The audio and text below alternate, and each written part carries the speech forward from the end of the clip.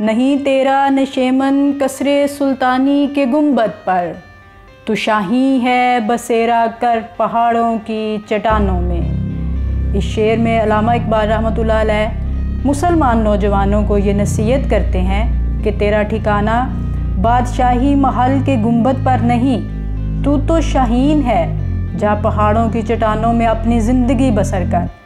अल्लामा इकबाल रहमतुल्लाह अलैह ने नौजवानों को शाहीन से तशबीह दी है कि जिस तरह शाही घोंसला नहीं बनाता बल्कि पहाड़ों की चट्टानों पर आज़ाद ज़िंदगी बसर करता है, तू भी अपने अंदर शाही जैसी जफाकशी पैदा कर। तू बादशाहों की ग़ुलामी इख्तियार करने के बजाय अपना रिज़्क अपनी कुव्वते बाजू से हासिल कर।